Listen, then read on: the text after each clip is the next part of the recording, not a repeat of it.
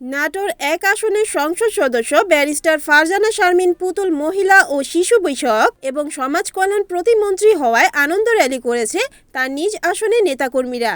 আজ বিকেলে ব্যারিস্টার ফারজানা শারমিন পুতুল প্রতিমন্ত্রী হিসেবে শপথ নেওয়ার পরই লালপুর বাগাতিপাড়া উপজেলার ১৫টি ইউনিয়ন ও ২টি পৌরসভা এলাকায় এই আনন্দ মিছিল ও মিষ্টি বিতরণ করেন তার নেতাকর্মীরা বলেন, বিএনপির সাবেক যুব ও ক্রীড়া প্রতিমন্ত্রী ফজলুর রহমান পটলের উত্তরাধিকার হিসেবে পুতুলকে প্রতিমন্ত্রী করায় লালপুর বাগাতিপাড়া মানুষের দীর্ঘদিনের আশা ভরসা পূরণ হয়েছে।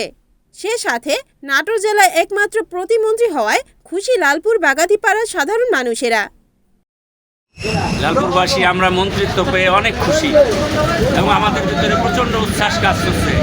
আমাদের চাওয়া, আমরা পূর্ণমন্ত্রী চাই। লালপুর বাগাতিপাড়া জনগণ পূর্ণমন্ত্রী চাই।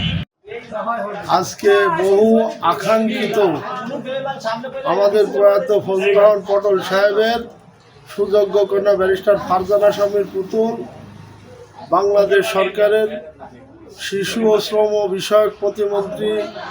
লালপুরবাসী আনন্দিত।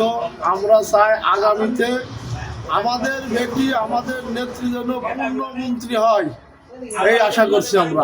আমি খুবই আনন্দিত আজকে যে আমাদের লালপুর বাগাতিপাড়া থানার ধানের শীষের প্রতীক ফারজানা শারমিন পুতুল মন্ত্রী হয়েছে। আমরা তাকে সাধুবাদ জানাই, ধন্যবাদ জানাই। আমরা চাই যে আমাদের লালপুরে এখানে একটা হসপিটাল আছে, এই হসপিটালটাকে 50 শয্যা আছে, আমরা চাচ্ছি 100 শয্যার হসপিটাল হোক, মানে বেড বিশিষ্ট হসপিটাল হোক। এবং আমাদের লালপুর এবং বাগাতিপাড়ার অনেক সমস্যা আছে, রাস্তাঘাট এগুলো উন্নয়ন হোক। আরও আছে মানে অনেক যেসব সমস্যাগুলো আছে সবার কাছ থেকে জেনে এগুলো সমাধান করার জন্য আমি অবশ্যই তাকে আহ্বান জানাবো এবং সে যেন করতে পারে এই দোয়া এবং ভালো। Report AZ Sujon, NNTV, Natore.